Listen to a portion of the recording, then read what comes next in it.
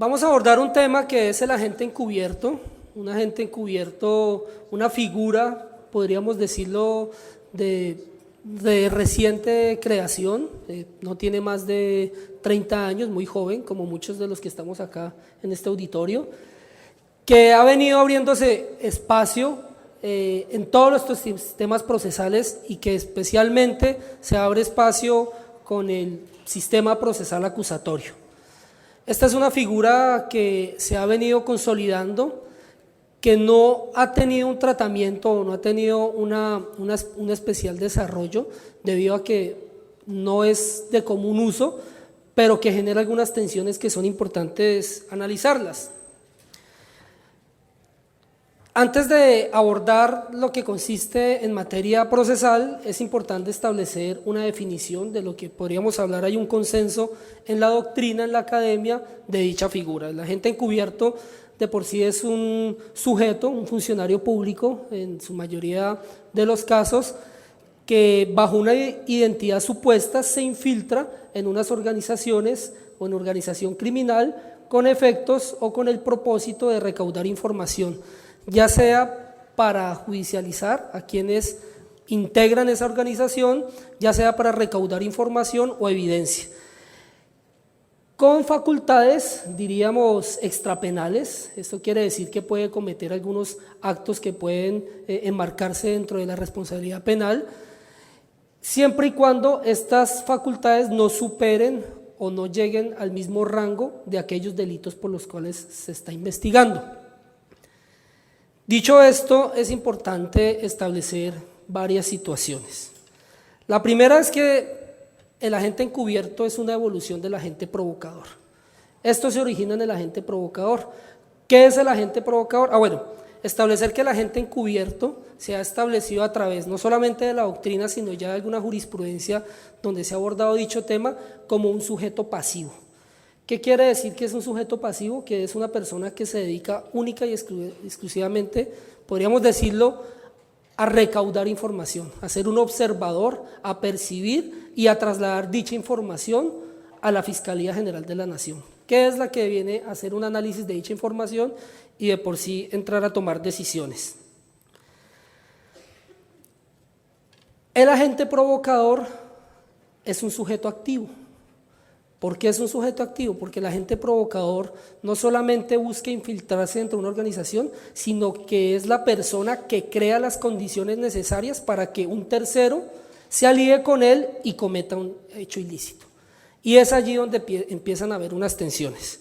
El agente provocador, podríamos decirlo de una u otra manera, es una figura que viene siendo aplicada permanentemente en sistemas como el norteamericano, y allí lo encontramos como el entertainment.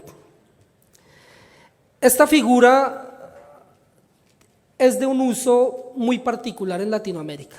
Latinoamérica tiene unas condiciones político-criminales muy distintas a lo que podrían tenerlo naciones como la de Estados Unidos, y eso genera para nosotros unas tensiones con relación a los acuerdos de cooperación judicial que tenemos con países como Estados Unidos. Frente a ellos, quizá algunos de ustedes han escuchado el caso colombiano frente al conflicto armado.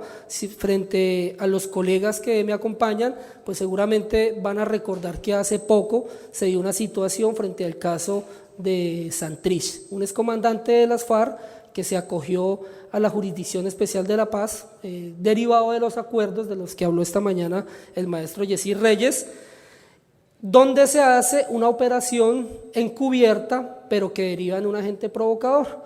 ¿Por qué deriva en un agente provocador? Porque hay un agente externo que le ofrece una suma significativa de dinero a un funcionario de la Jurisdicción Especial para la Paz a efectos supuestos de favorecer o de beneficiar con decisiones a este comandante de las FARC.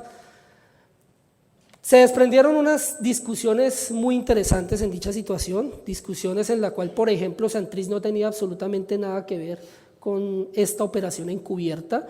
Se desprendieron situaciones como, por ejemplo, no teníamos claridad de quién o qué autoridad judicial en Colombia había otorgado el permiso o había permitido que se hiciera dicha transacción económica o dicho ofrecimiento. y no teníamos claridades de cómo una figura que puede ser en Estados Unidos legal, a efectos de la cooperación jurídica internacional, podría tener efectos en la jurisdicción colombiana. ¿Por qué decirlo así? Porque la Corte Constitucional colombiana ha proscrito la actividad del agente provocador en algún ámbito específico. ¿Y cuál es ese ámbito específico? En figuras como la entrega vigilada, que también es de aplicación aquí en Panamá y seguramente en muchos de los países latinoamericanos que aquí nos acompañan. Esta tensión precisamente genera que la utilización de la operación encubierta esté acorde a la Constitución y a las normas. Hay unos derechos constitucionales que precisamente la operación encubierta genera una tensión, no vamos a decir que una vulneración para no anticiparnos a conclusiones que no corresponden, pero solamente vamos a mencionar en qué marco podrían generar dichas vulneraciones. Lo primero que estaríamos hablando es, por ejemplo, el derecho a la dignidad humana. ¿En qué sentido? En que el Estado utiliza un sujeto o una persona con el fin de obtener información de otras organizaciones. O sea, hay una cosificación del ser humano como tal. ¿Por qué entramos en esta crítica? Vale la pena decirlo que el Estado colombiano, la legislación colombiana permite que la operación encubierta sea desarrollada también por particulares. Al ser desarrollada por particulares, las operaciones encubiertas han sido catalogadas como técnicas especiales de investigación derivadas de los acuerdos, inicialmente el de Palermo y inicialmente el de Viena y desarrollado en la Convención de Palermo.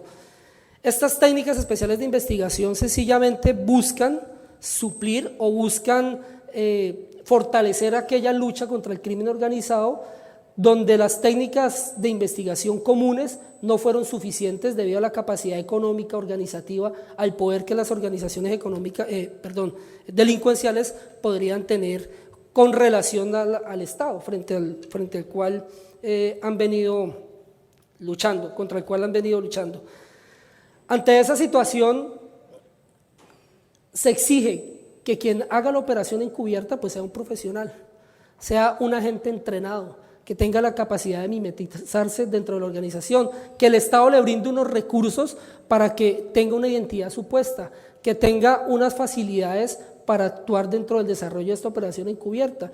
Y nosotros quizás lo hemos malinterpretado con relación a permitir que el agente encubierto sea un particular, porque en nuestra normatividad se ha aceptado que el arrepentido, por ejemplo, o el informante o la persona que pertenece a esa organización y que a efectos, podríamos decirlo, de buscar un beneficio ya sea económico o un beneficio punitivo, de rebaja de condena, en este caso, pues pueda tener las facultades o facilidades de delatar a quienes pertenecían a ese grupo. Y ahí es donde nosotros decimos, o en este caso, que este es un artículo que van a encontrar, un paréntesis, en la revista Lex del Colegio Nacional de Abogados, que lo van a encontrar aquí afuera en el stand del colegio.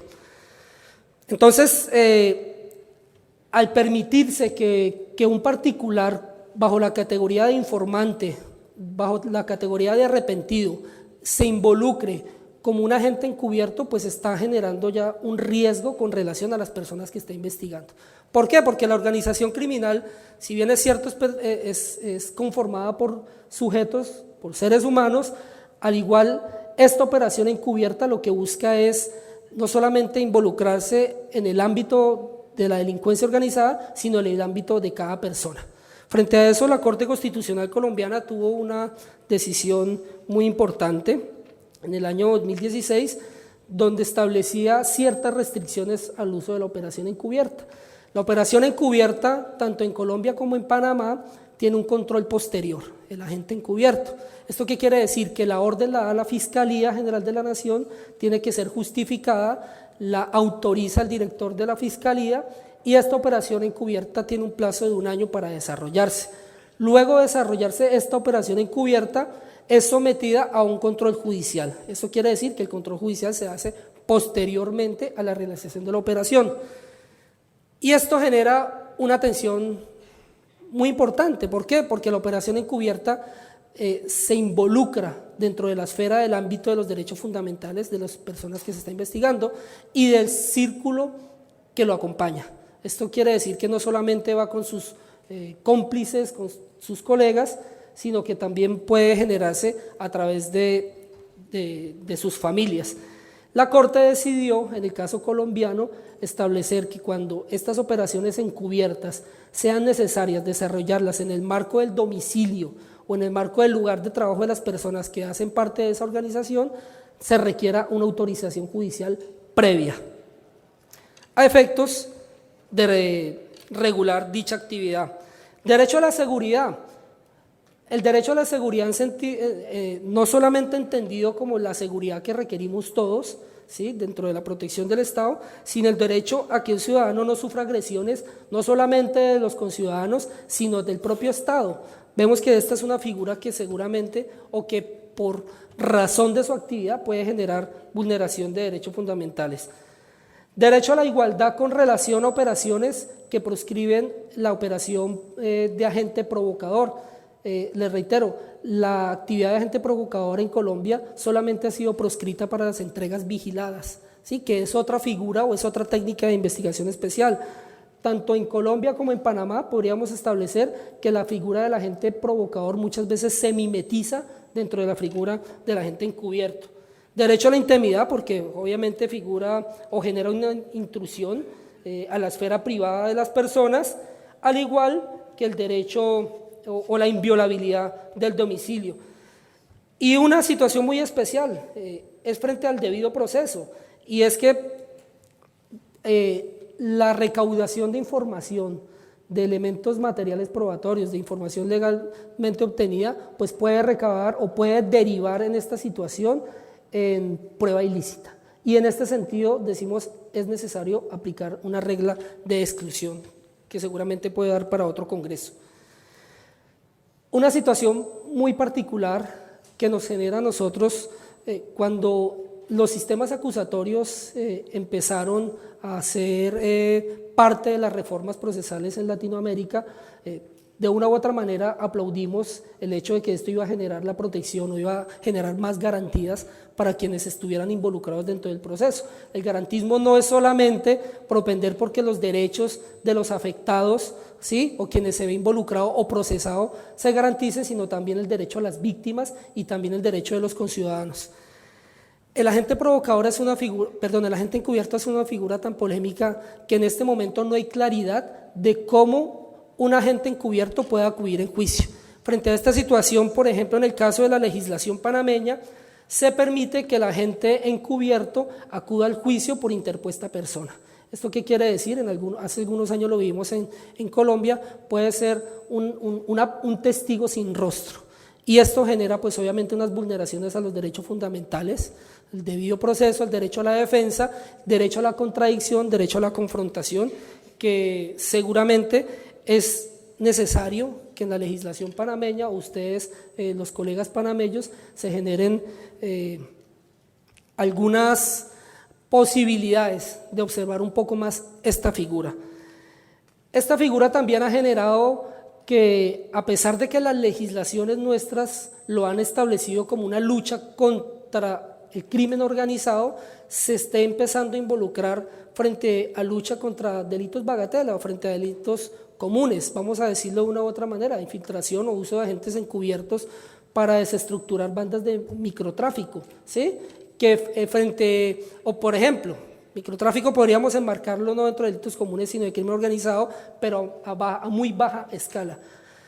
Pero se ha dado en el caso colombiano que, por ejemplo, estemos usando agente encubierto para detectar hurtos en el sistema masivo de transporte, ¿sí? El uso de agente encubierto es una técnica de investigación que requiere recursos enormes, que requiere una cantidad de recursos económicos que son necesarios enfocarlos frente a la lucha, por ejemplo, digámoslo de una u otra manera, la corrupción, ¿sí?, que nuestro sistema procesal lo permite, y precisamente fue objeto de una modificación al sistema procesal penal frente al Estatuto Anticorrupción. Pero ya para concluir, algunas ideas que me gustaría dejar en esto. Bueno, en este momento la legislación colombiana está permitiendo una norma que salió ahora en el 2018, que se hagan operaciones encubiertas virtuales. ¿Esto qué quiere decir? Que la persona tiene la posibilidad, y asimismo lo establece la ley, de incentivar, de intercambiar información con una persona que desconoce. Y esa información ser recogida o ser utilizada para un proceso penal. Entonces, es una ventana de alto riesgo porque solamente el hecho, el verbo rector de intercambiar permite que yo no solamente esté recaudando información, sino que incentive a quien está a la contraparte a cometer un hecho ilícito. Y eso convertiría de una u otra manera, bajo nuestra legislación que permite el uso de agentes particulares encubiertos, pues a que cualquier persona se le dé por empezar a recaudar información vulnerando derechos fundamentales. Colombia no tiene un estatuto o un reglamento de agente encubierto, es más, hay una directiva que emite la propia Fiscalía General de la Nación. Creemos que es necesario que se regule en el sentido de que no puede ser que la misma Fiscalía, quien hace uso de una técnica de investigación que puede vulnerar derechos fundamentales, sea la misma Fiscalía quien decida cómo se pueden o cómo pueden estar en riesgo. Presentamos al expositor Rubén Darío con un aplauso. Muchísimas gracias. Gracias. Los invitamos a que en el artículo puedan observar las conclusiones.